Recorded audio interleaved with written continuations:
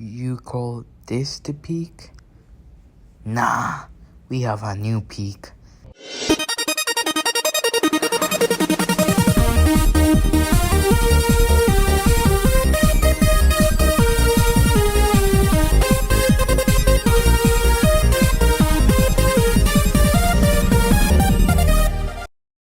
Hello everybody, I have returned to meet right the one and only Marvel movie for this year.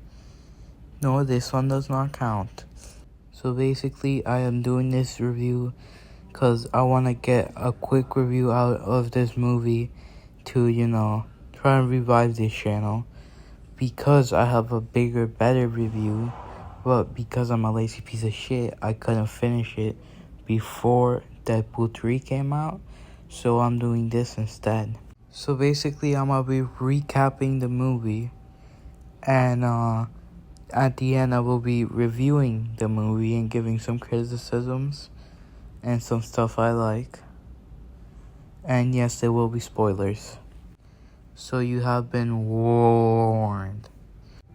We begin the movie with Deadpool digging up Wolverine's grave from the end of Logan, as he is panically talking and saying that Wolverine can't die and he's alive.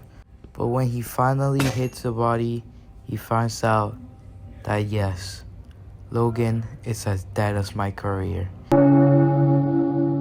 Deadpool is enraged by this, so he starts going on a rant, and then some TVA agents from the TV show Low Key, they need to let this dude die, show up. And as Deadpool is bummed out, he proceeds to do the normal thing and commit heinous acts of violence while hitting that groove, which is honestly really relatable. No? Just me? Okay. Then we have a flashback on how Deadpool got here, beginning with him having an interview in the main Marvel universe to become an Avenger. Who is he having an interview with? Of course, fan favorite character, Happy Hogan.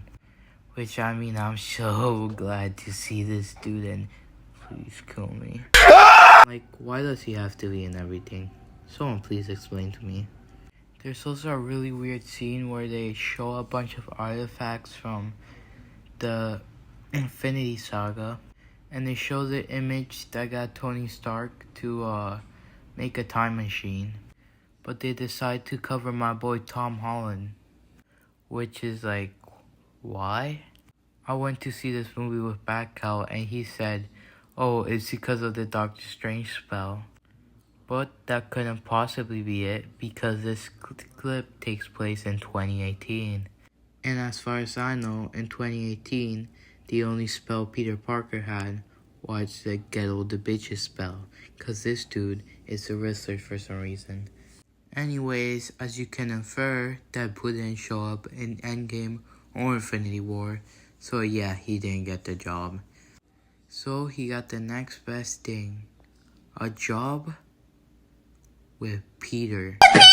Which is like, what else could you ask for? We all know that in Marvel, if your name is Peter, you're just the GOAT.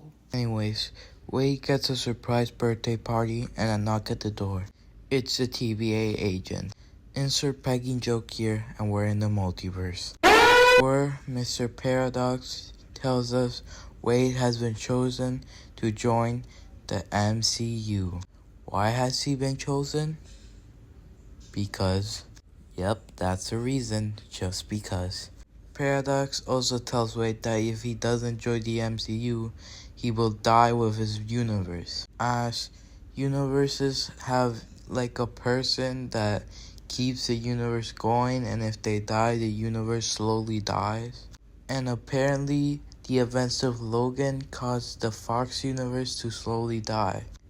Yep, it was totally Logan, no other reason. And obviously, Wade is not very happy about this. So a pervert joke later, we are off to find a new Wolverine. So we see a montage of Deadpool going to different universes looking for a Wolverine. Notable ones include Wolverine being crucified on an X on top of a bunch of bodies. Hulk versus Wolverine, and Henry Cavill playing a version of Wolverine. Oh, I remember how everybody thought the different Wolverines would be played by different actors? No, Hugh Jackman played all of them, minus the Henry Cavill one, obviously. Eventually, Deadpool stumbles into the Wolverine will be with for the rest of the movie. So he takes Wolverine back to the TVA where Paradox informs them that they can't just take a Logan and put it in the universe to revive it. And we find out Paradox wanting to prune the universe is actually not authorized and he's doing it in secret. So Deadpool threatens to tell on him and Paradox panics and hits him with the prune stick, sending him to the garbage world. Wolverine sees this and pulls out Sandman from No Way Home and also gets pruned. In this prune world, they proceed to have an epic bloody battle, which they will repeat to have later on in the movie. They also meet Johnny Storm, played by Chris Evans, and they get found by Toad and Sabretooth. Sabretooth proceeds to get quickly decapitated by Wolverine in one move, and Johnny Storm goes to burn them all alive, but Parvo sucks all the fire out of them. Not in a weird way, okay, calm down. And so all of them get captured. And then all of them get taken to their base, where they meet Cassandra Nova. She then proceeds to finger Deadpool's head. Not in a weird way. Okay, you can't really finger someone's head in a normal way, but just not in an orange-black YouTube way. Anyways, Deadpool also starts yapping about what Johnny said about Cassandra Nova on the way there, and she proceeds to do the normal thing and rip his skin off. Funny story about this, me and Backhow were going to an early screening of the movie, so we got there an hour or two early so we wouldn't be late for the movie. So we were eating lunch and I got bored, so I looked up Deadpool and Wolverine on YouTube. And I got spoiled about the Johnny Storm showing up. And we already kinda knew he was gonna show up, but I just got confirmed he was gonna show up. So as a joke, I told Backhow that he dies in the most gruesome, bloody death ever. But I didn't say in a joking tone, I said in a serious tone. So when we went to watch the movie and his death happened, he actually got pissed at me because he thought I actually knew how he died. Anyways, that was off track. Let's get back to the movie. So after that, Cassandra Nova tries to feed them to the Leviathan. You know, the cloud thing from Low-Key. I'm getting sick of this dude. But Logan and Wade escape, where they find Nicepool, a nice version of Deadpool who just has long hair and doesn't have a Freddy Krueger face. And they also find Dogpool. They tell Nicepool they're trying to find some freedom fighters that Johnny told them about, and he offers them a car. While they're driving there, they get into another argument, and they proceed to have round 2. They eventually tire each other out and get found by a mysterious figure. They wake up in a random compound where they find they have been captured by Blade. Not only him, but X-23 and freaking Gambit from the unmade Gambit movie. They are the freedom fighters trying to fight against Cassandra Nova. They yap for a little bit and agree on a plan on how they could beat her. So apparently they had a Magneto on their team before, but Cassandra Nova killed him and melted his helmet. Because if you remember, the movies created the thing that Magneto's helmet helps him block out telepaths. But you know who else helmets does that? The Juggernaut, bitch! The Juggernaut, bitch. But he's played by a different actor. But like, I'm pretty sure like half the villains in this movie are played by different actors. I don't know why they couldn't get the same actors back, but oh well. I also find it funny that both Deadpool 2 and 3 have the Juggernaut in it and act like he's gonna be a big deal, but like he does nothing in the movie. So they go to the compound and do their plan as they brutally kill all the villains marketed in this movie. Which I just find funny that they were all marketed for this movie and how they were all returning and all of them just die. Like half of them didn't even have a line in this movie. I just find that really funny. Anyways, X-23 cuts off Juggernaut's head and gives Deadpool and Wolverine the helmet. They proceed to put it on Cassandra Nova, but then Pyro shoots her. Why, you might be asking? Well, I 100% decided to skip a scene and totally did not forget about it. Pyro was tracking down Deadpool and Wolverine, but then he got an offer from Paradox that if he could kill Cassandra Nova, then he could escape the void. So he shoots her. And as her powers are being blocked out by Juggernaut's helmet, she cannot heal herself. And Wolverine, remembering the teachings of Charles Xavier, decides to spare her life and takes off her helmet. As a thank you, she whips out a ring she stole from the Doctor Strange and opens a sling ring portal back to Deadpool's universe so they can try and stop Paradox. So they leave as Leviathan engulfs the compound and eats everyone there, including X-23, Elektra, Blade, and Gambit. But apparently not Pyro or Cassandra Nova since they appear later on. So Deadpool and Wolverine try to stop Paradox. But then a portal opens and Cassandra Nova comes out. Because she interrogated Pyro on why he tried to kill her. And she found out Paradox tried to get her killed. And by her words, she'd never escape the void, even though she could, because she was happy there. But now, Paradox tried to get her killed. So, because of it, she has decided to use the machine Paradox is using to prune the Fox universe to engulf the entire multiverse into the void, where she could rule over the multiverse. Obviously, Deadpool and Wolverine are not having this, so they go to try and stop her. But someone pops out the portal. It's Dogpool and Nicepool. But they've also been followed by some people. The Deadpool Corps comes out the portal, and they're being led by Ladypool, played by Blake Lively and not Taylor Swift. This movie's an instant 10 out of 10. I don't even have to finish it. They'll proceed to open fire on them, where Deadpool uses Nicepool as a human shield. So Deadpool proceeds to steal his gold pistols, and Deadpool and Wolverine proceed to slaughter the ever-living hell out of the Deadpool Corps. Minus Baby Pool, cause apparently he can kill everyone but a baby. But unlike Nicepool, all the other Deadpools have regeneration powers.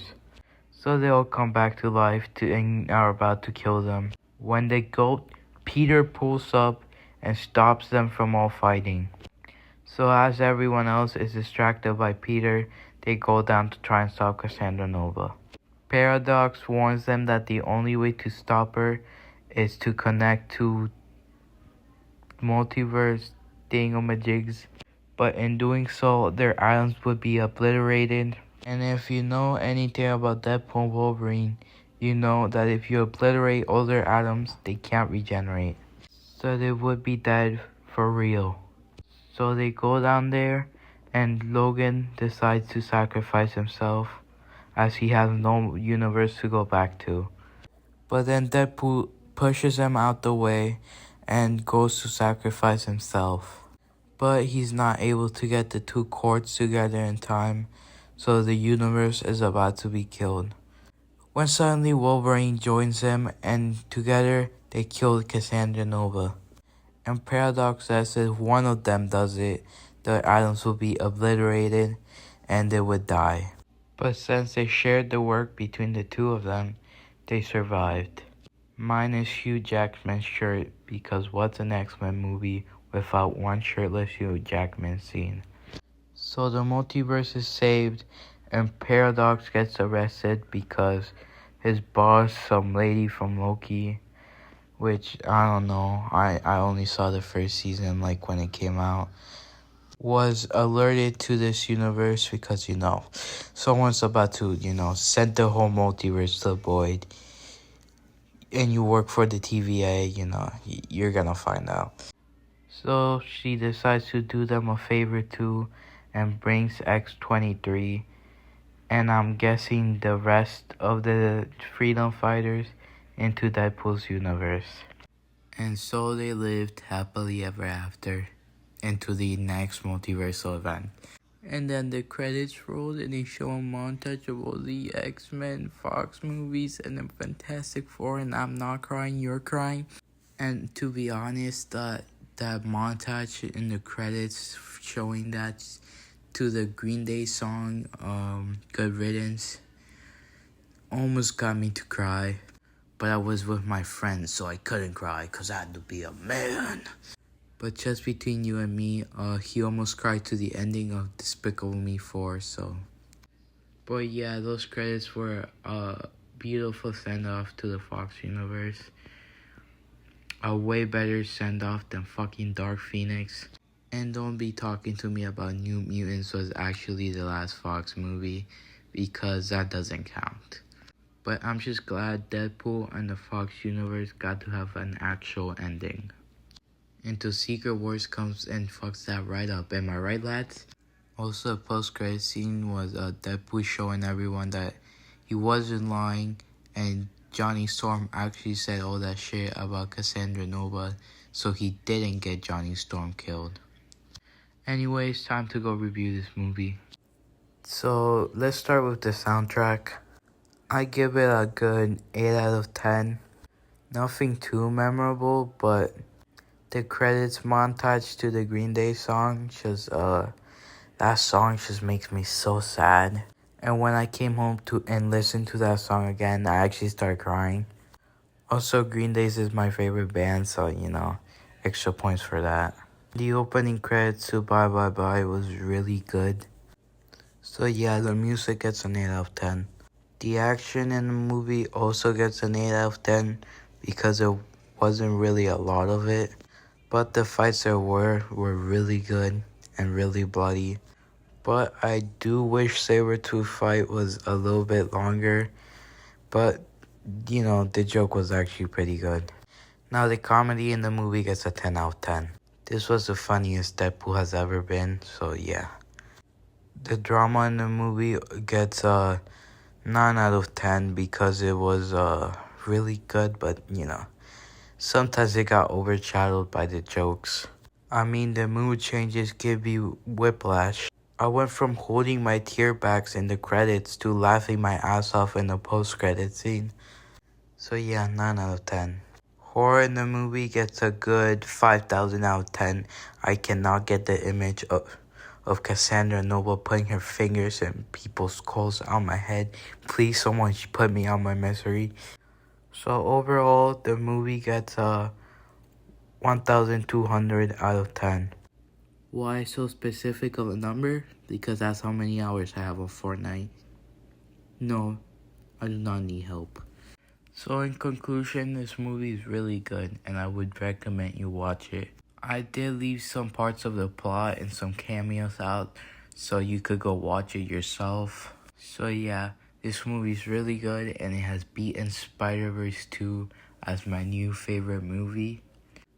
But wait a second. Where the fuck is Ghost Rider? 0 out of 10 on Watch Out Slop. I do not recommend this movie to anyone. You should kill yourself if you watch this movie.